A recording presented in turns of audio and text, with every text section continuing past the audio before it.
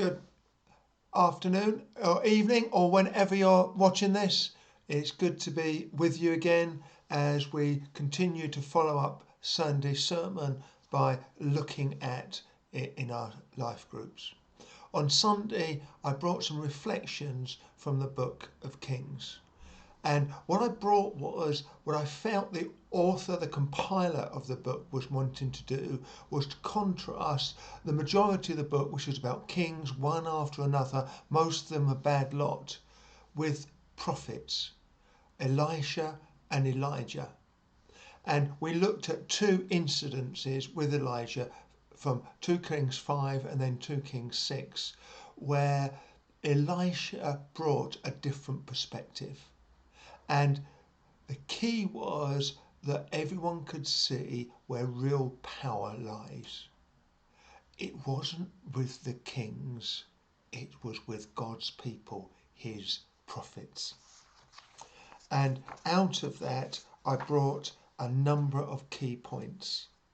Firstly, that we need to see things from God's perspective, a heavenly perspective. If we're going to see heaven come to earth, we need to look at things from that heavenly perspective, not from an earthly perspective.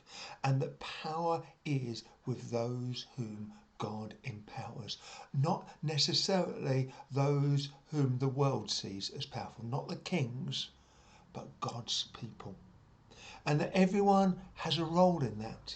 It's not just the big names that are used in the stories, Elisha and Elijah, but also slave girls, ordinary people, bit part players used by God. And now in the New Testament, we're all filled with the Spirit. We're all empowered by the Spirit. And all of us can expect to be used, should expect to be used to transform things. And then we saw it's the power of prayer, that prayer opens our eyes to the true situation. It gives us a spiritual perspective.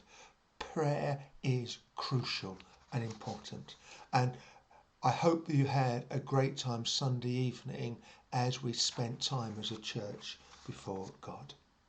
And so now some questions to help you unpack this.